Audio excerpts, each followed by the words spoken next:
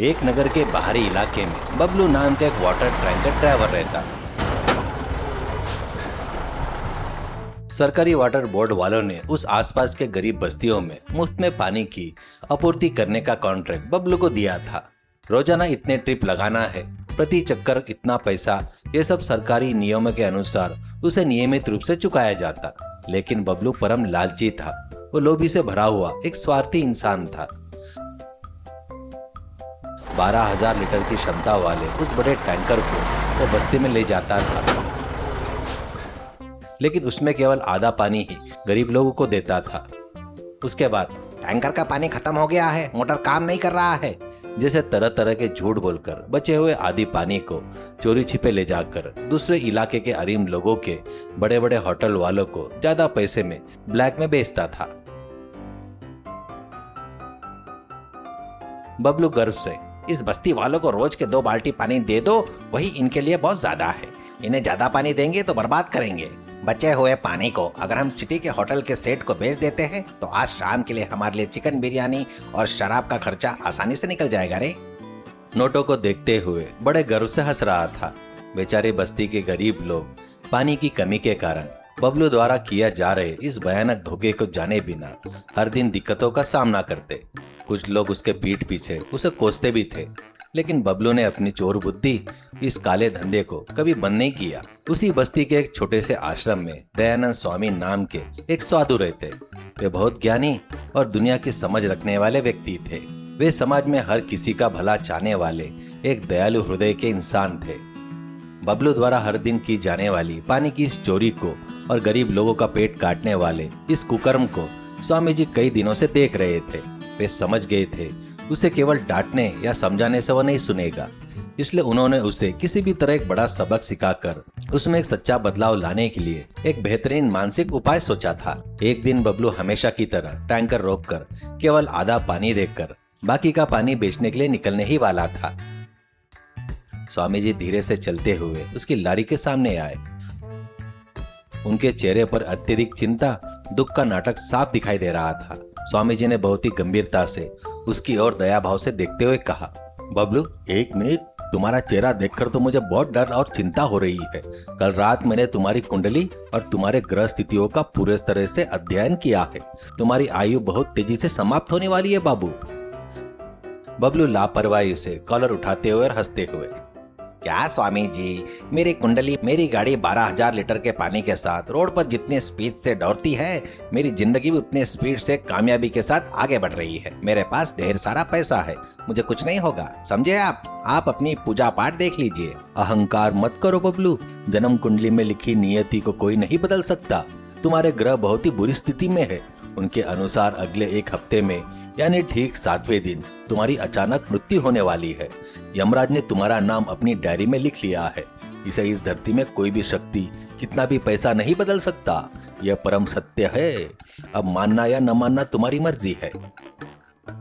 स्वामी जी की बातों की उस गंभीरता और उनकी आंखों में उस दृढ़ता को देखकर बबलू का दिल मानो एक पल के लिए थम गया था। उसके हाथों में रखे नोट के बंडल बीच सड़क पर नीचे गिर गए। उसके पूरे शरीर से बुरी तरह पसीना छूटने लगा। उसके पैर कांपने लगे। बबलू कांपती हुई आवाज में स्वामी जी के पैरों पर गिर पड़ा। बाप रे स्वामी जी, मैं मर जाऊंगा, वो भी सिर्फ 7 दिनों में। स्वामी जी मुझे बचाइए, मुझसे गलती हो गई। मेरे पास बहुत पैसा है, आप जितना चाहे मैं उतना दूंगा। कोई भी पूजा अनुष्ठान कीजिए, मेरे प्राण बचाइए स्वामी जी।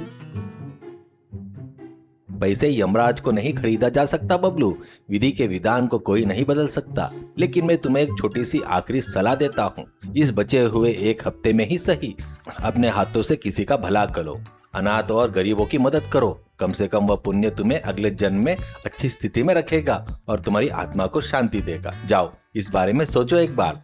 बबलू का दिमाग डर के मारे पूरी तरीके से सुन्न हो गया था। अभी सिर्फ 7 दिन बचे हैं, ऐसा सोचकर वो रोने लगा। इतने समय तक जिस लालच में आकर उसने चोरी का पैसा और यह भारी कमाई की थी, क्या इसमें से कुछ भी मेरे साथ नहीं आएगा? अगर मैं मर गया तो ये सब किसका हो जाएगा?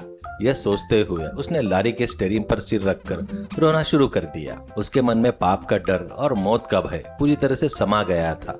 उसने पक्का निश्चय कर लिया कि कम से कम इस हफ्ते में वो अच्छे से जिएगा और थोड़ा बहुत पुण्य कमाएगा। अगले दिन बबलू अपने 12,000 लीटर के वाटर टैंकर को पानी से भरकर बस्ती में आया। टैंकर रोककर उसने जोर से हॉर्न बजाया और सभी लोगों को आवाज देकर बुलाया। अरे बस्ती वालों जल्दी आओ, तुम्हारे पास जितने भी बड़े ड्रम है, बाल्टियां, बर्तन है, सब लेकर आओ। आज से टैंकर का कतरा कतरा पानी बाहर के होटलों में नहीं बेचा जाएगा। 12,000 लीटर में तुम सब लोगों को मुफ्त में पूरा भर कर दूंगा। कोई परेशान मत होना, सबको पानी मिलेगा। बस्ती के लोग एक पल के लिए हैरान हो गए। हमेशा आधा पानी देकर झगड़ा करके भाग जाने वाला बबलू आज इतने प्यार से और देव भाव से बात कर रहा था। यह उनके लिए एक बहुत बड़ा चमत्कार जैसा था। क्लीनर जगन भी हैरान होकर देख रहा था। अरे भैया, तुम्हें क्या पागलपन का दौरा पड़ा है या रात में कोई बुरा सपना देखा है? ये सारा पानी अगर इन्हें फ्री में दे देंगे तो शाम को होटल से मिलने वाला बड़े नोट और बंडल नहीं मिलेंगे ना? हमारी बिरयानी पार्टी का क्या होगा? अरे मूर्ख, मेरे प्राण हवा में उड़ने वाले हैं और तुझे अभी भी बिरयानी की पार्टी की पड़ी है। अपना मुंह बंद रख और वो बड़ा पाइप पकड़। बस्ती के आखिरी घर में रहने वाली उस बूढ़ी अम्मा तक पानी पहुंचना चाहिए। एक बूंद भी पानी बर्बाद नहीं होना चाहिए, समझे? इस तरह उस दिन बबलू ने बहुत ही सब्र के साथ दिल खोलकर बस्ती वालों को पानी दिया। टैंकर पूरी तरह खाली होते तक वहीं धूप में खड़ा रहा।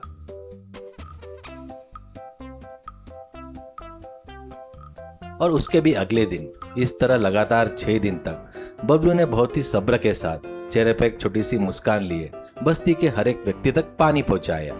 इससे पहले जो बस्ती वाले उसे चोर, ड्राइवर, कंजूस, दुष्ट कहकर तरह तरह की गालियां देते, आज उसकी इस अच्छाई को देखकर कहने लगे, बबलू भैया, तुम इंसान के रूप में देवता हो भैया। तुम्हारे हमारी बस्ती में आने से हमारे पानी के कष्ट दूर हो गए। तुम सलामत रहो और 100 साल जियो भैया करके कहते हैं। वे दिल से उसे दुआएं देने लगे।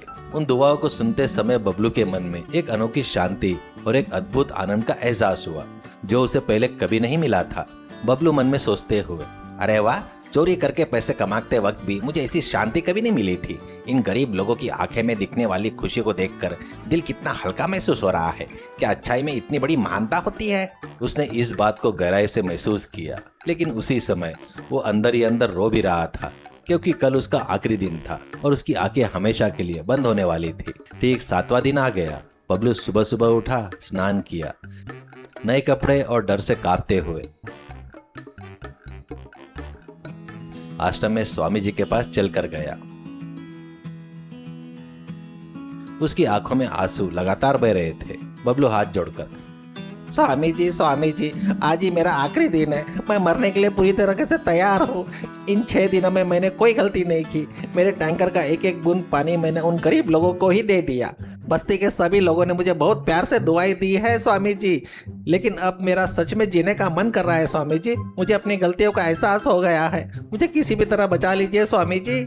स्वामी जी ने मंद मंद मुस्कुराते हुए बबलू के कंधे पकड़े और उसे ऊपर उठाया। उसके चेहरे पर किसी भी तरह की चिंता नहीं थी, केवल शांत भाव था। उठो बबलू, तुम मरने वाले नहीं हो। तुम्हारी कुंडली बहुत अच्छी है। तुम 100 साल तक स्वस्थ और लंबी जिंदगी जियोगे। क्या स्वामी जी, सच में? लेकिन तो आपने कहा था ना कि मैं 1 हफ्ते में मर जाऊंगा। यम धर्मराज ने मेरा नाम लिखा है, कहा था ना। मेरा मजाक मत उड़ाइए स्वामी जी। हाँ बबलू, मैंने तुमसे झूठ बोला था क्योंकि तुम जो पानी की चोरी और स्वाद कर रहे थे ना, उसे देखकर तुम्हें बदलने का मुझे और कोई दूसरा रास्ता दिखाई नहीं दिया। मौत का डर होने पर ही इंसान गलतियां करना बंद कर देता है, इसलिए मैंने वो छोटा सा नाटक रचा। लेकिन इस 1 हफ्ते में तुमने जो अच्छे काम किए और लोगों से जो प्यार और सम्मान पाया है, उसे देखा ना। पैसे से ज्यादा अच्छाई में और दूसरों की सेवा में कितना बड़ा आनंद मिलता है। क्या अब तुम्हें यह समझ में आ गया? बबलू एक पल के लिए बिल्कुल खामोश हो गया। उसे अपनी गलती और स्वामी जी की महानता पूरी तरह समझ में आ गई। स्वामी जी द्वारा रचे गए उस एक छोटे से नाटक ने उसकी जिंदगी, उसकी सोच को कितना बदल दिया था। उसने यह स्वीकार किया। उसकी आंखों में कृतज्ञता का भाव उमड़ पड़ा।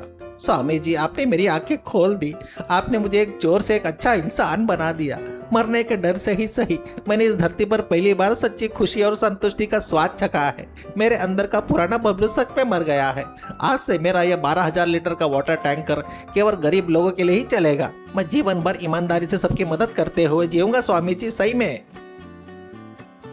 उस दिन से बबलू पूरी तरह बदल गया। उसने अपने पुराने लालच और तुच्छ बुद्धि को हमेशा के लिए छोड़ दिया और बस्ती वालों का भरोसेमंद सेवक बन गया।